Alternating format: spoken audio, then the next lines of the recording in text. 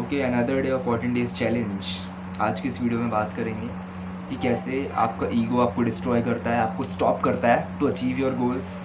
ठीक है, अपने गोल्स को अचीव करने में, अपने पैशन के थ्रू पर्पस को फुलफिल करने में कैसे ईगो आपको डिस्ट्रॉय करता है and how you can destroy your ego to win in life. That's we are going to talk about. So सबसे पहले आपको जीतने के लिए एक मंत्र याद रखना है ना, जो कि मैं हर वीडियो में बोलूँगा। पैशन ढूंढो।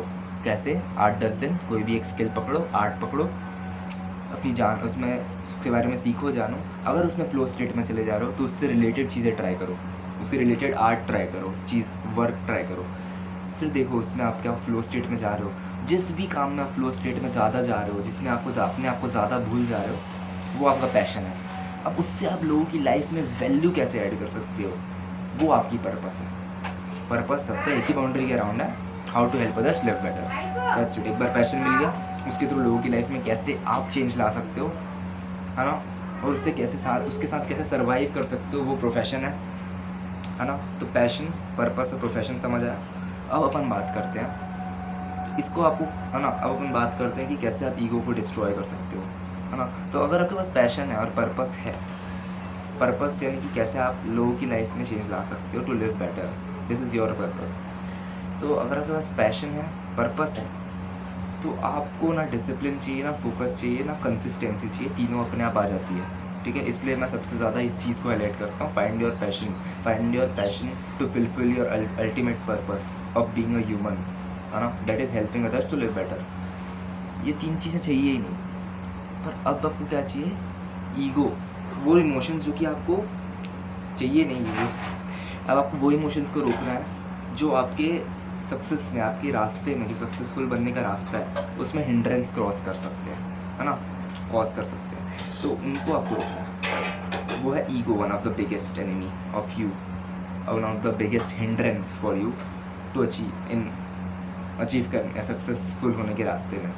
ओके, सो कैसे आप ईगो को डिस्ट्रॉय कर सकते हैं? देखो, ईगो में होते हैं तो हमें खुद नहीं पता होता हम ईगो में हैं। पर जब आप अवेयरनेस प्रैक्टिस करते हैं, अवेयरनेस प्रैक्टिस क्या होता है कि आप जब भी आपको कुछ भी फील हो रहा हो अंदर, है ना, नेगेटिव मोस्टली, या है ना, तो आप उसको, अपने अवेयरनेस को अंदर शिफ्ट करते हो कि उसे एक्सेप्ट करने के लिए।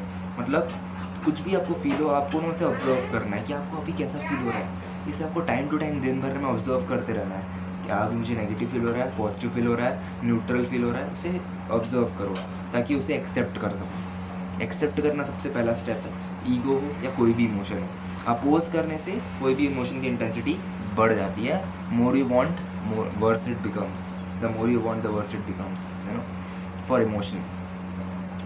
तो सबसे पहले एक्सेप्ट करना सीखो जो भी फील कर रहे हो। अब जब आप एक्सेप्ट करना सीख रहे हो, अवेयर रहना सीख रहे हो कि आप कैसा फील कर रहे हो, तो जब ईगो आएगा तब भी आप नज़र मार पाओगे कि नहीं, मैं ईगो में बोल रहा हूँ, है ना। ईगो जब भी आएगा ना, आप इस टाइप की लैंग्वेज यूज़ करने लगोगे मन में, अरे मैं ही सब कुछ करता हूँ, नहीं मैं ग्रेट हूँ, मैं मचाता हूँ, मैं मेहनत करता हूँ, इस टाइप की थिंग्स, इस टाइप के थॉट्स, है ना। ठीक है, और एक चीज़ दिमाग में बैठा लो, जब भी ये ऑब्जर्व कर लिए, एक्सेप्ट हो गया आपका ईगो, अब आपको ज़्यादा हार्म नहीं कर पाएगा। अपोज करने से ज़्यादा हार्म करता है ईगो, है ना। कितना अपोज करोगे ना, ईगो को रोकने का ईगो आ जाएगा। ओके, सो अब हम बात करते हैं कि कैसे आप ईगो को कंट्रोल कर सकते हो। कंट्रोल करने के लिए आप एक बात दिमाग में बैठा लो कि आप कोई भी चीज़ अपने से ही अकेले नहीं कर सकते। अकेले आप कोई चीज़ नहीं करते हो।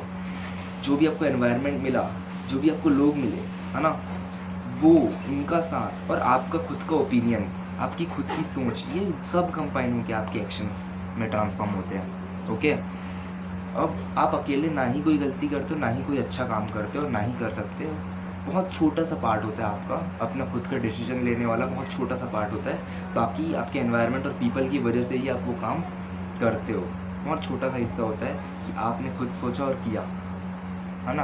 आपने खुद सोचा और किया, ये बहुत छोटा सा पार्ट है उस पूरी एक्शन को परफॉर्म करने की जर्नी का, है ना। मोस्टली आप कोई भी एक्शंस इसीलिए लेते हो अपने एनवायरनमेंट की वजह से। जिस टाइप का एनवायरनमेंट मिला उस टाइप का एक्शन, उस टाइप के पीपल मिले आसपास उस टाइप का एक्शन, प्लस आपका ओपिनियन, आपकी थिंकिंग, इसके अकॉर्डिंग आपके एक्शन होते हैं। तो कभी ईगो करने की ज़रूरत ही नहीं है, क्योंकि आपने आपको जैसे एनवायरनमेंट मिला, जैसे आपके लोग मिले, वैसे आपके एक्शन हो रहे हैं, राइट? तो आप अकेले का काम तो नहीं है, बहुत छोटा रोल है आपका, दैट्स इट। अब दूसरी बात था, पहला तो ये थिंकिंग जमा लो, जब भी ईगो वाला इमोशन फील कर रहे हो, ऑब्जर्व कर लिए, एक्सेप्ट कर लिया, अब अपने आप को ये बात याद दिला दो, फील कर लो इस बात को कि तुम अकेले ये नहीं कर सकते थे, तुम्हें वैसे लोग मिले, वैसे एनवायरनमेंट मिला, that's why you are able to do this, है ना? ईगो में अपने आप को महान समझ रहे हो, कुछ नहीं उखड़ेगा भाई महान समझने से, कुछ नहीं चेंज होगा, उल्टा आप अपनी प्रोग्रेस को ही गला घोट रहे हो, है ना, बेसिकली। क्योंकि उस टाइम आप प्रोग्रेस कर सकते थे अपने थिंकिंग में, अपने काम में, मोमेंट को एंजॉय कर सकते थे, वो भी नहीं कर पा रहे क्योंकि ईगो में डूबे हुए भाई। ईगो आपको अच्छा फील कराता है, पर वो क्या है, वो अच्छा फील करना, कोई वैल्यू नहीं है उसकी। उल्टा आप अपने एक्शंस करने से रुकते हो, पीछे हटते हो कि यार मेरे को तो आता है, मैं तो ग्रेट हूँ, मैं तो मेहनती हूँ, like that. Ego destroys you, nothing else. मतलब ईगो भी मतलब बहुत इंटेंसिटी से डिस्ट्रॉय करता है, हर चीज़ आपको डिस्ट्रॉय करती है, क्योंकि आखिरी में डेथ की ओर ही जाना है। चलो नेक्स्ट थिंग, पहला चीज़ ये। दूसरा, एक माइंडफुलनेस प्रैक्टिस होती है, एक मेडिटेशन प्रैक्टिस होती है। आंख बंद करके बैठो और जैसा आप जहाँ आपके थॉट जा रहे हैं वहाँ ऑब्जर्व करो, ठीक है? बस उसको बस छोड़ दो दिमाग को खुला, और ऑब्जर्व करो कि वो किधर किधर भाग रहा है। इससे क्या होगा, जब भी ईगो आएगा, है ना, तो आप उसे देख पाओगे इजीली कि अरे अब आ गया, थोड़ा भी डिले नहीं होगा उसे रोकने के लिए, थोड़ा भी आप उसमें हल्का भी डूब नहीं पाओगे, अपना टाइम और प्रोग्रेस को ख़त्म होने से बचा पाओगे, क्योंकि एक सेकंड कीमती है, life is short, your potential is limited, ठीक है? तो ऑब्जर्व करो, अपने थॉट्स को ऑब्जर्व करने का प्रैक्टिस करो, 5 मिनट, सिर्फ 5 मिनट आपको बैठना है शांत एंड ऑब्जर्व करना है, बस छोड़ देना दिमाग, डीप ब्रीथिंग करने की ज़रूरत है, बस छोड़ दो दिमाग कहाँ जा रहा है, बस ऑब्जर्व करो। That's how you will be able to spot the ego and hence do the things I've told you in the video. That's all for today. Ego को डिस्ट्रॉय करो। ईगो को डिस्ट्रॉय करने का एक और तरीका है, अपने आप को एम्बेरस करो, है ना?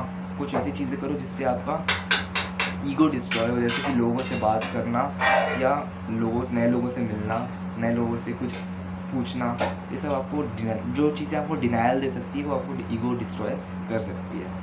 That's all for today. Good, thank you for watching.